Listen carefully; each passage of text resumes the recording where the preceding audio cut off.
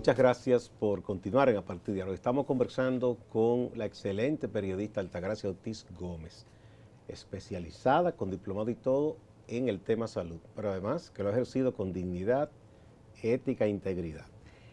Te decía, si tú has hecho esa reflexión ya en estos años, de cuando tú decidiste ser periodista, cuando decidiste incursionar en el área salud, todo el tiempo que los has ejercido, tú has sacado ese balance, tú has hecho esa reflexión. Sí, yo cuando me lo han preguntado también en amigos periodistas, y lo hemos hablado otras veces, digo siempre, ¿cuál fue la génesis para yo ser periodista? Yo escuché de temprano a Orlando Martínez, escuchaba en mi pueblo, San Francisco de Macorís, el ejercicio de Orlando Martínez. Dicen que ustedes los franco-macorizandos son de que cabeza caliente. Sí, dicen ustedes los franco-macorizandos.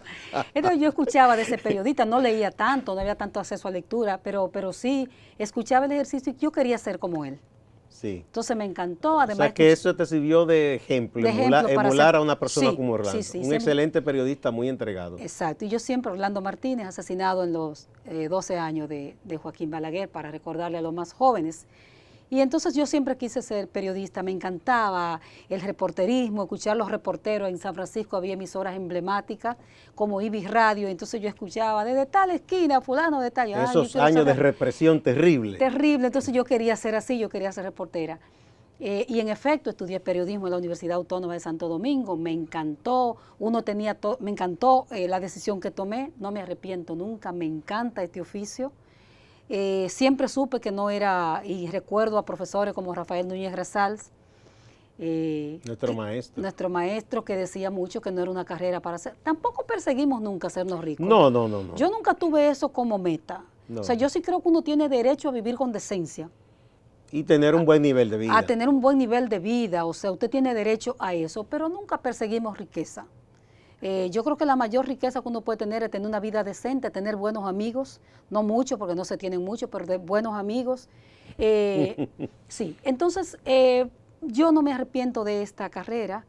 Yo creo que desde ella ejercí, y tú lo conoces, en varias áreas del periodismo. Hice periodismo político, hice periodismo, cubrí Junta Central Electoral, hice el ejercicio en la fuente policial, cubrí barrios.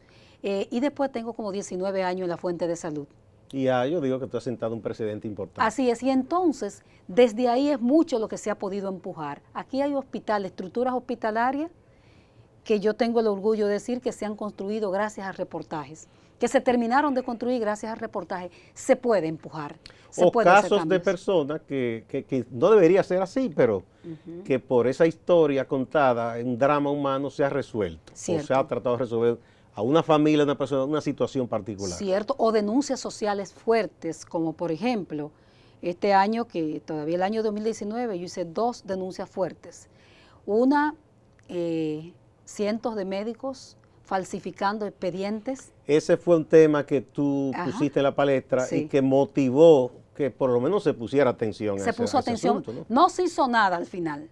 Los médicos que falsificaron se quedaron con sus expedientes falsos porque tú sabes que eso es lo que está pasando.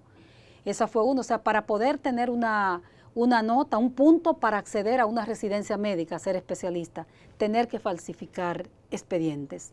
Fue una, y el otro fue cardiólogos colocando hasta 4 stents innecesarios en el corazón de personas. ¿Y cómo ha sido tu relación en ese largo ejercicio? Porque muchas veces los especialistas de un área, cuando lo que el periodista escribe o informa no les gusta, no les cae bien, o ellos entienden que no se ha dicho de la forma correcta, tienden a recelar del periodista cuando no a tratar de disminuirlo, diciendo esta no sabe lo que está escribiendo. ¿Cómo ha sido tu relación con tantos médicos y médicas? Un poco difícil en un sentido. Por ejemplo, a mí tú sabes que yo estoy casada con un médico, y entonces me dicen... pero no sin discreta. Y entonces, bueno, porque el médico, como si insinuaran, por ejemplo, yo tenía voy a recordar un caso, cuando murieron los 11 niños en el Robert Rick Cabral. Esa fue una historia importante. Que fue una historia interesante, entonces la gente decía, ella lo supo porque se lo contó el marido. O sea que al pobre hermano Carlos se le pegaba al pobre hasta eso, sí. Sí. ¿Qué ocurre? Que las historias periodísticas, si tú lo sabes, deben estar bien documentadas. Si una historia está bien documentada, por ejemplo, para la historia de los stents, del abuso de colocación de stents, hubo que documentarse con buenos cardiólogos. Ahora, ¿qué pasa? Eso los divide a ellos entre sí. Sí. Entre lo que están haciendo porque como en toda la ciencia también, algunos tienen un tipo de visión o formación y otros no. Y ética. Y distintos criterios éticos. Porque lo que estaba en cuestionamiento ayer era la ética del médico. Como está en cuestionamiento la ética con médicos colocando dispositivos en los huesos de las personas de mala calidad, que le destruyen los huesos. O sea, hay que un problema ético grave, Gustavo, en esta sociedad. Sí. Que no toca solo a los médicos. Mira, uno de los temas que en un momento creo que tú lo has tratado, si mal no recuerdo, es que aquí cualquier muchacha en excelentes condiciones para estrenarse como madre, va y lo primero que dicen, cesárea. Cesárea. Y eso se ha hablado, de que tenemos una estadística altísima de cesárea innecesaria. Somos campeones en el mundo en cesárea.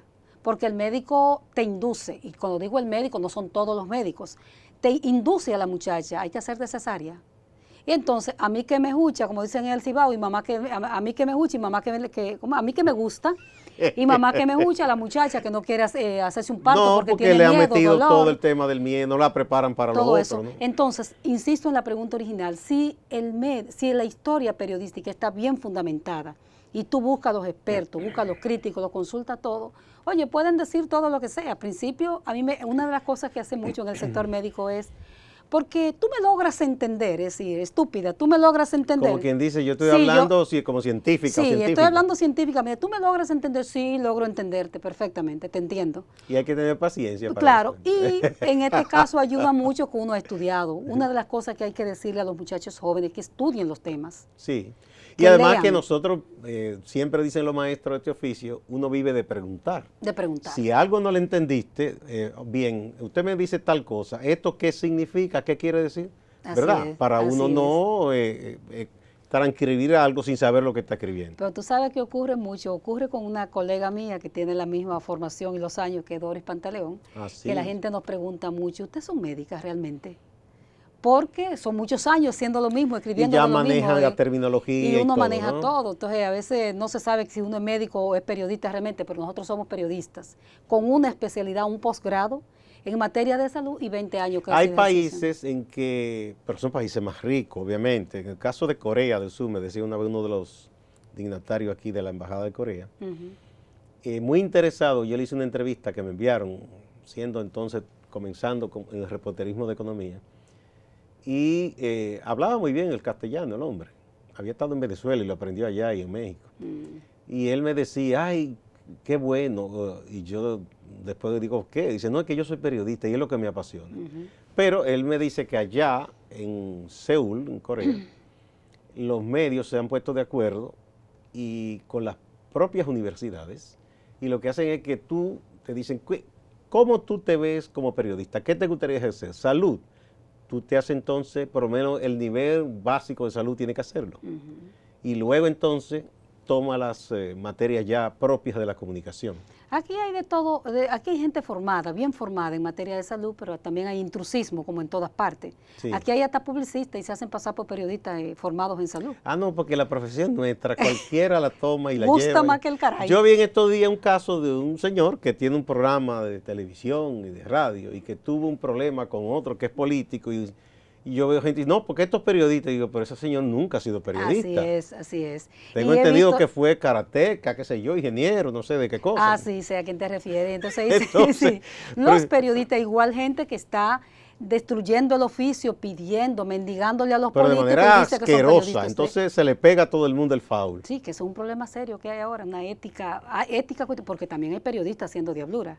Sí, los hay. Y ya yo no creo que sea la mayoría. El desparpajo de que no les importa nada. O sea, antes el que hacía cosas mal hechas trataba de guardar por lo menos las apariencias. Ya ahora no importa. Ahora no importa, porque hay un nivel ahora de al contrario, exacto, es lo contrario. Ahora hay que que acorralan al que se conduce con ciertos criterios de ética y de principios. Así es, y nosotros tenemos casos sobrados en el país de Sí, eso. es así. De todo, de periodistas serios, yo creo que la mayoría de periodistas serios.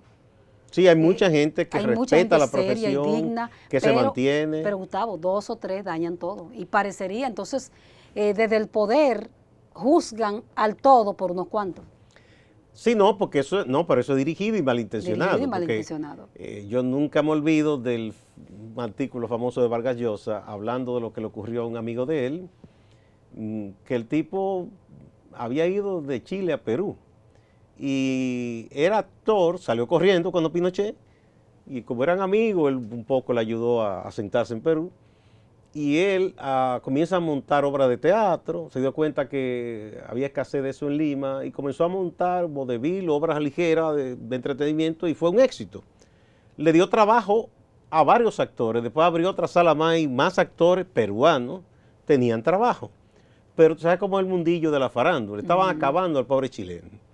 Que sí, que si este es tipo, que es lo que... Entonces, en un momento dado, él le pregunta a Vargas Llosa y dice, Mario, tal vez es verdad, yo debo montar una obra más seria, que era lo que yo hacía. Yo, que traté de buscarme el pan de mi familia, un exiliado. Y entonces él monta una obra de esas clásicas, Hotel, otra cosa de esa. Y ahí fue que lo acabaron más. Entonces, Vargas Llosa dice, caramba. Pero ¿cómo es la cosa? O sea, lo critican porque trabaja el teatro más ligero de diversión. Más popular. Cuando retoma la parte más clásica, que lo hace bien, entonces lo acaban diciendo que es un comparón. Sí. Entonces decía que a veces hay eso. Igual cuando... él decía el imbunche, porque es un rito que hay en unos aborígenes de Sudamérica, que dicen que, sí, en Chile, que si los niños salen algunos muy bellos, niña o niño, le deforman la cara. Eso de los mapuches. No me recuerdo cuál es. Yo creo que son los mapuches. Yo no recuerdo cuál exactamente de la etnia. Bueno, el caso es que para que todos sean igual, porque entienden que si hay uno que sobresale en bellezas, será como un tirano contra los otros. Y no sé si has visto también en este ejercicio que si tú esforzándote, los periodistas serios tenemos 2 y 3 trabajos, un programa de radio, o sea, y tú logras mejorar, comprarte una casita, tener una tarea de tierra, que hay periodistas que lo han podido hacer, entonces sí, cuestionan que tú vivas, exactamente, el ejemplo que estás poniendo, cuestionan porque parecería que tú tienes que morir de hambre para decir que tú eres serio. No, o que el bienestar solo de los sinvergüenza. El bienestar, exactamente, tú no puedes. No puedes. O sea, si tú con un programa de televisión y un trabajo y no sé cuántas cosas, y corrigiendo libros, que así es que viven los periodistas serios, corrigiendo textos. Sí, haciendo una y dos, tres cosas para poder tener ciertos ingresos. Logra tener un nivel de vida decente, entonces hay que criticarte. Entonces no. Entonces, bueno, pero nada, seguimos enamorados de este oficio a tanto tiempo. Sí, es lindo, es lindo. Bien. Una cosa, en tus años de formación, ¿qué tipo de lectura tú preferías? ¿Qué te llevó? Porque el periodismo va de la mano con la cosa, donde dice, me gusta este autor, me gusta esto, me gusta la poesía, me gusta la novela. ¿Cuál era tu lectura así en tus años de estudiante o antes de estar en la universidad? En principio autoayuda, pero yo soy amante de la novela. ¿Te gustan las novelas? Las novelas, exactamente. Va con el periodismo, porque es narrando historias. Sí, y bueno, yo amo la poesía. Me consta. Sí, amo la poesía y entonces uno se nutre de todo eso. Después ha habido que leer, bueno, tú sabes que cubrimos política también, en política había que meterse en esos temas duros de lo que es la política. Yo tengo formación social también, o sea, en mis años jovencita milité en la izquierda. Y bueno, había que leer sociología, a mí me gusta mucho. Y un poco el compromiso social también te viene de ahí. Sí. Yo también tengo formación, yo fui en mis años mozos religiosa, y bueno, había que leer Teología de la Liberación, John Sobrino, Gustavo Gutiérrez, que fueron los... Que fueron pensadores importantes en ese momento. Gustavo Gutiérrez todavía vive, John Sobrino creo que murió, fueron igual que los brasileiros. Beto. Sí, y que estaba en el gobierno con Lula. Beto fue que estuvo. Sí, Beto, además de él renunció, el de la barba, ¿cómo se llama el de la barba? Ese que vino aquí, Ajá. Que escribe, a veces publicamos artículos que nos envía. Gustavo, Leonardo Boff. Leonardo Boff. Sí. Entonces, porque Beto fue que trabajó, le renunció porque tuvo desacuerdo con Lula respecto a los planes de asistencia social, porque decía que no se iba a mantener todo el tiempo porque la gente se hacía dependiente. Se acostumbra. Y no genera, no sale de verdad por cuenta propia de la pobreza. Entonces a mí me gustan los textos políticos, lo que es la política en sí, pero si tú me pones a escoger, pues yo la novela y todo lo que, poesía que está como en desuso hoy día, ¿verdad? Mira, yo pienso que no, aquí hay una cosa interesante que yo he averiguado. Como en todo, es como por ejemplo, tú oyes decir, vamos a un poco a hacer una especie de incidente aquí. Una de nuestras expresiones musicales más bellas es el merengue. El merengue. Que en realidad es de origen cibaeño. Y luego se expandió. Como tantas cosas buenas. ¿Verdad? Sí, que se nos pongan bravos los sureños y la gente del ¿verdad? este, sí. Bueno, y mucha gente repite y dice, el merengue está en crisis. Yo estuve conversando aquí hace un par de años con Dagoberto Tejeda, sociólogo, que ha investigado todas esas cosas folclóricas. Y folclorista. Y con don Rafael Sacú Mejía, un viejo militante de la izquierda que él ha cultivado mucho la investigación sobre el merengue. De hecho, ha sido ayudado por nuestro querido amigo Bianco Martínez, entrevistando de esos viejos acordeonistas, los que fabrican los acordeones, las tamboras, perdón, el acordeón no se hace aquí. Y ellos me decían, no está en crisis. En el Cibao, esos merengueros típicos cobran millones. Millones. Y las fiestas son prácticamente todos los fines de semana igual a casa llena. Igual que los bachateros, a propósito de la bachata. Sí, igual que los bachateros. pero eso está en boga ahora, pero esto otro que se dice que no. Entonces, lo que me decía Dagoberto y Rafael es, ¿qué es lo que está en crisis? Bueno, está en crisis una industria que antes hacía long play, hacía CD, que buscaba orquesta formal y grababa, y eso no está vendiendo, y como el empresario en lo que buscó su dinero ha abandonado eso. Sí, se mantienen las orquestas más emblemáticas tradicionales. Pero volviendo, por ejemplo, a la poesía, a mí sí me preocupa. A mí no me gusta criticar a los jóvenes porque parecería que eso siempre se ha hecho en todas las épocas. Y además que le dicen estos viejos están pasados. Te dicen viejos también si tú criticas a los jóvenes. Pero no, o sea, es tan lindo que hasta para enamorarte tú usas poesía y eso no se usa tanto ya. No, pero yo te digo que cuidado, porque a veces la gente dice... Sí se usa. Mira, aquí hay muchísimos jóvenes en los barrios de la capital, en barrios de Santiago, en otras ciudades de Cibao, y en muchísimos otros lugares, que tienen pequeños talleres literarios y están cultivando la poesía. Y cosas interesantísimas. José Enrique García, poeta y novelista, que dirige la Editora Nacional, me estaba mostrando unos muchachos, él da unos talleres, y cosas, pero preciosas de verdad. Ahora, ¿qué es lo que no hay? Una industria que publique eso. Y quizás una educación que no le está promoviendo, pero se hacen esfuerzos. Y esos muchachos ellos mismos, como pueden, de manera artesanal, hacen libros, hacen una edición limitada, 100, 50, lo regalan, lo llevan a alguien que ama esas cosas y les paga un precio de colaboración por un ejemplar, pero eso está vivito. Y todo lo que en materia de arte, este país es increíble. O sea, eso es una cosa que es para sentirnos... para sentir orgullo de ser dominicano. Es que tenemos esa riqueza de esa diversidad. Una riqueza diversa. En estos días yo vi la entrega final de este concurso de Dominicana Got Talent. Eso no tiene madre. ¿De dónde el dominicano, mientras más pobre, saca recursos? Bueno, esta jovencita de Jaina, que para mi gusto fue la que cantó mejor, sí, y la digo ahí. La vi. No ganó, porque ya ven cosas de voto y eso, pero esa porque niña era voto popular, es una Whitney Houston cualquiera, no, eso no tiene madre, extraordinaria. Entonces tú dices, Dios mío, pero qué extraordinario es este país. Y comentaba con una compañera, por ejemplo, mirando a la embajadora norteamericana, vuelta loca con la República Dominicana, yo digo, es que nosotros somos así. Ella había tenido contacto mucho con dominicanos. Sí, y eso sí ya impacta mucho, no es que tengamos ese concepto enaltecido de nosotros mismos, es que la República Dominicana es un país inmenso. Yo creo que aquí lo que nos falta es que los políticos nos dejen ser y nos permitan, sí, Gustavo, es verdad, que los políticos nos permitan desarrollarnos como país, que no nos dañen tanto la vida, que no nos marchiten tanto, toda esa esperanza que tiene el dominicano. ¿Por qué ese concurso, por ejemplo, que vimos? Si a esos muchachitos se les diera la oportunidad de crecer y desarrollarse, y desarrollar su talento, pero igual están por ahí, en el barrio, sin hacer nada.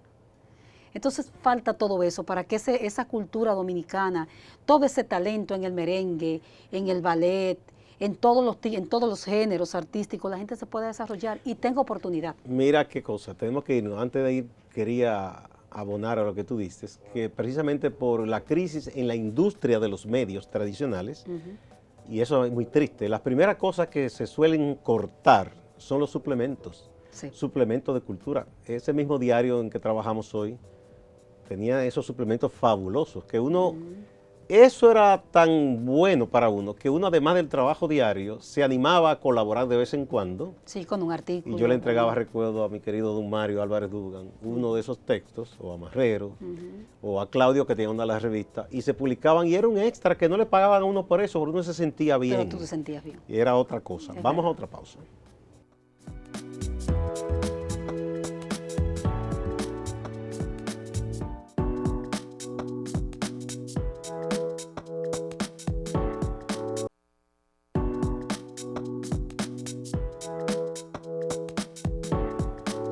Muchas gracias por acompañarnos. Yo aquí muy bien acompañado con mi querida hermana Altagracia Ortiz Gómez, periodista de muchos años, una persona comprometida con la profesión que la honra, que la ejerce con criterio ético, con integridad y con esa entrega y solidaridad que no es tan abundante, no en el periodismo, no es tan abundante en general. La gente con la prisa de resolver su propia situación a veces no es muy dada a dar la mano. Y eso en ti está intacto. Bueno, debo decir, señor, que todo eso que le está diciendo, eso es propio de Gustavo Olivo. Los periodistas que han pasado por sus manos recuerdan a Gustavo, que fue jefe de redacción, editor, con esa calidad humana impresionante como ser humano. O sea, Ay, que gracias. Estamos a la par, así que esto es asobombo. Esto es una asociación de bombo mutuo ahí, ¿no?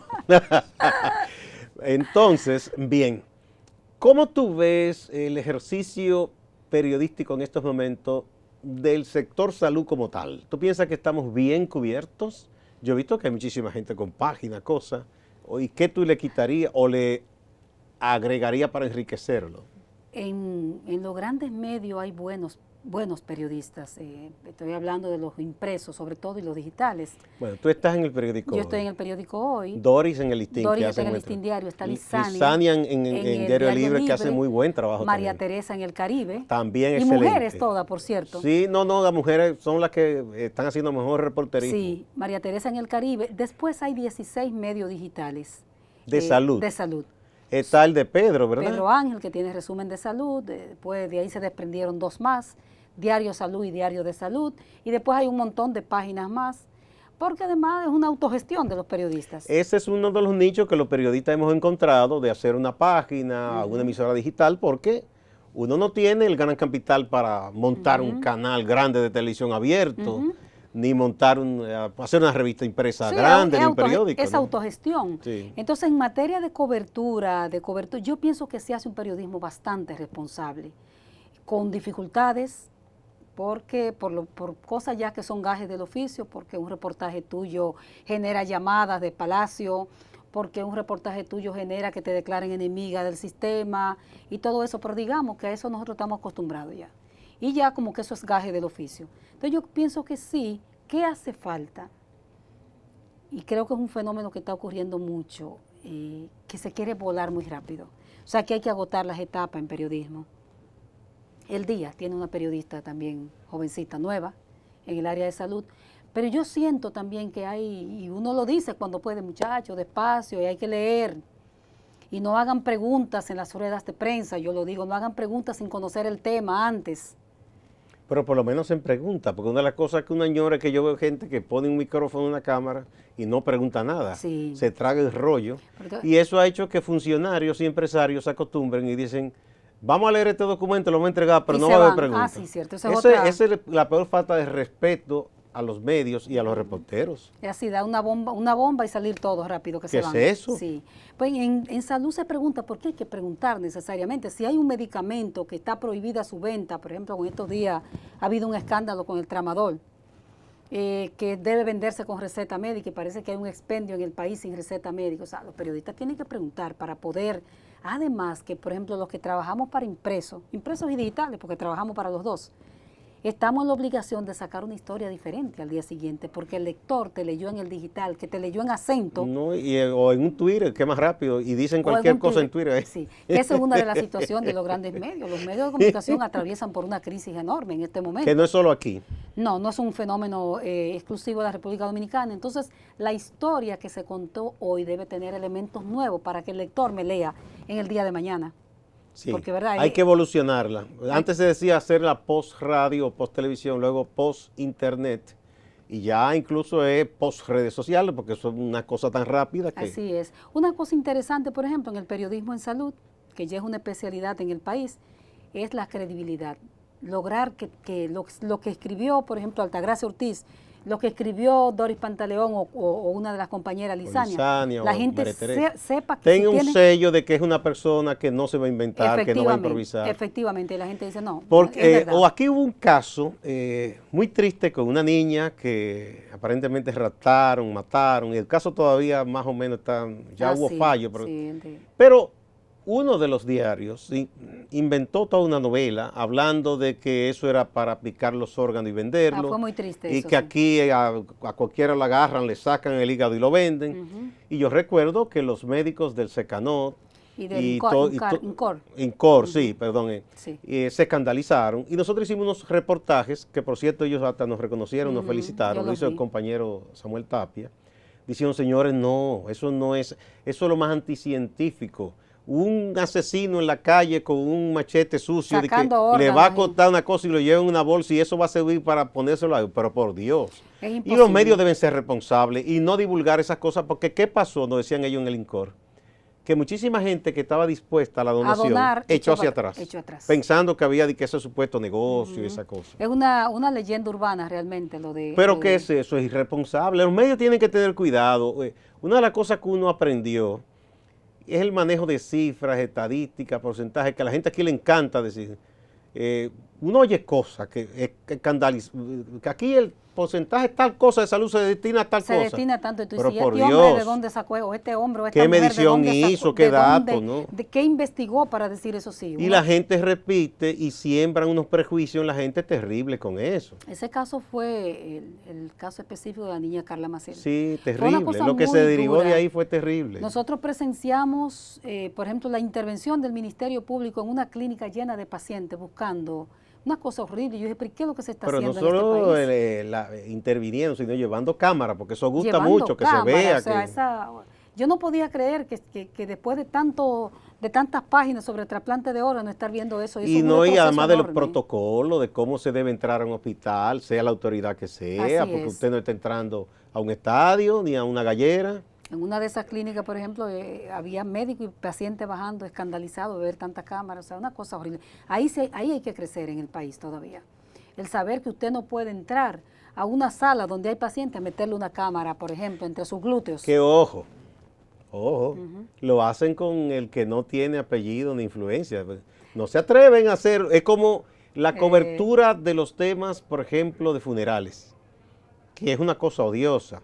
Si la persona es notable, es noticia, porque murió un empresario importante, un político, pero siempre en eso lo que a uno le enseñaron es respeto a la familia. Si la familia dice, mire, en este día es solo para la familia, no hay que ir con una bendita cámara a preguntar nada. No, exactamente. Si al otro día alguien dice, mire, yo no estoy en condición de hablar, no le insista, no le ponga un micrófono en la boca. Y sobre todo eso tiene, cuando hay un sello de clase en todo, exactamente como tú dices. Un sello de clase, porque cuando un guachimán que matan, ponen la foto con el cuerpo destrozado. Con los algodones puestos aquí. Que no debe ser eso, foto de una persona asesinada o muerta en accidente, eso no se debe, es un irrespeto a la familia. Entonces en esa parte aquí hay que trabajar mucho. Y yo le decía el otro día a los chicos del círculo de salud, señores, hay que trabajar con nuestros colegas.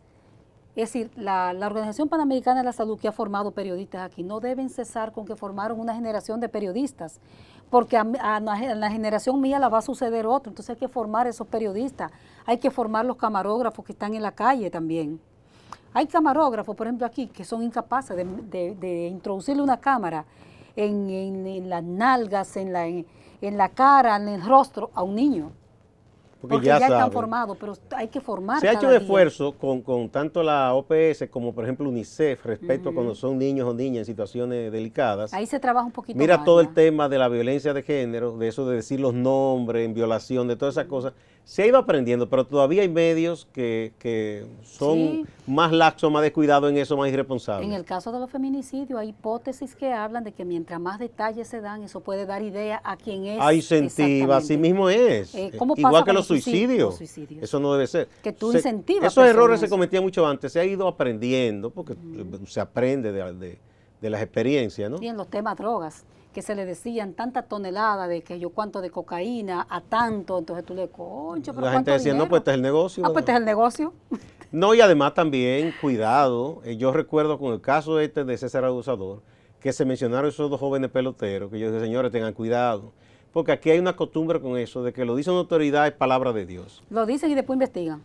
Entonces, la autoridad dice que tiene información que no debe dar nombre a lo loco. Hay países en que eso se reserva hasta ya que se tiene ciertas pruebas. Lo otro es, no, porque eso vino de un informe de Estados Unidos. ¿Y quién le dijo a usted que Estados Unidos es Dios? Exactamente. Que porque mencione a alguien ya esa persona es culpable. Yo digo, esos muchachos le dañaron fuertemente su imagen. Así es. ¿Y quién les repara eso a esos dos peloteros? Bueno, yo me extrañé en estos días que salieron los nombres, a relucir los nombres de los empresarios, porque generalmente si la gente tenía dinero, no salían a relucir. No, eso hay que reconocerle a este director de DGI, que él en ese aspecto ha dado palos a personas porque si la gente tenía de dinero, mucho dinero y renombre, que antes lo que decían, mira, negocia eso. Y de un empresario. No, o de que se ponían de acuerdo porque valía más la pena de que el Estado recuperara, ese era el argumento, y no hacer escándalo. Bueno, pues por lo menos eso es importante. No, se ha avanzado porque ahí ha habido, en ese caso, con la colaboración de organismos internacionales y gobierno, toda una plataforma que es difícil, que no se note por lo menos que si tú estás en un área de negocios y estás reportando X volumen de negocios y estás pagando cierta cantidad de dinero, te buscan y dicen, no, pero lo que está reflejando el mercado es un volumen mayor. Algo raro hay. Sí, yo tengo el caso, por ejemplo, en salud, de aquella vez que estaba la epidemia de cólera en el país, que una familia completa, había una boda millonaria en uno de esos resorts de Punta Cana. Esa familia completa se intoxicó, comió un pescado de eso, un marisco. Algo que le cayó mal. El hecho de que se desató. Corrió la leyenda de que había. Exactamente, de cólera, no sé qué, por el pescado que comieron, contaminado. Ahí no hubo un camarógrafo que entrara, ni un periodista.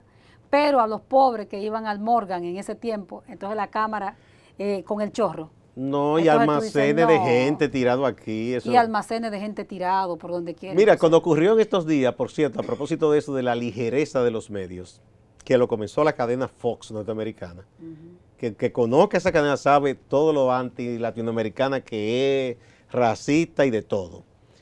Bueno, por algo Trump la elogia mucho. Ya eso es una señal de un que, indicador. Pues esa gente comenzaron con esta historia de que aquí había muertes misteriosas. Fueron ellos que pusieron esa etiqueta. De turistas y qué sé yo cuánto. Y la gente desbocada hablando. Sí. Óyeme, en ese mismo año en México murieron muchos más. Y en países más pequeños como murieron más. Así es. Pero que tampoco no fue que ellos quisieron matar a nadie. Porque ¿quién quiere a alguien que le visite, decir, yo tengo un plan, déjame matar a este turista? Efectivamente. No, son cosas que pueden ocurrir. A mí me llamaron de una emisora de Miami, una periodista que ella es de un país suramericano, yo la conocí en una actividad. No, ¿qué tú piensas de esa muerte misteriosa? Y digo, primero que no hay ninguna muerte misteriosa. Eso, yo no soy fiscal, eso se está investigando y nadie ha demostrado que hay ninguna culpa ni de ese hotel, ni de nuestro país, ni de nadie. Pero le encanta hacer esos escándalos y poner esas etiquetas. Luego vino Fox y dijo después, no, se ha concluido en que no, que fueron muertes naturales. Pero eso es irresponsable, hicieron muchísimo daño. Porque mientras tanto usted daña, y así se dañan reputaciones, se daña. Dicen que desde la medicina tú puedes acabar con vidas, pero desde el otro lado, de la profesión de nosotros ejercida de manera irresponsable. Puede arruinar a cualquiera, arruinar la moral, la vida de la gente. Y no es correcto. Bueno, querida amiga, gracias por compartir este momento aquí tan agradable conmigo. Feliz Navidad. Feliz Navidad también. Venía nuestro querido también hermano y colega Bianco Martínez, pero se le presentó una situación que no pudo. Así es, con Bianco hacemos otro programa más claro, adelante. Porque íbamos a hablar con él de ese periodismo también, de aventura, de investigación en las montañas y de seguimiento a temas culturales importantes que no son lo que se trata quizá en los ámbitos de las academias aquí en la capital. Debemos hacer estos programas con más frecuencia. Como que son, ¿verdad? Sí, un aliciente para el alma. Es Muchas verdad. gracias. Gracias a Igual a ustedes. ustedes, amigas y amigos. Gracias y no se vayan, que hay más en Acento TV.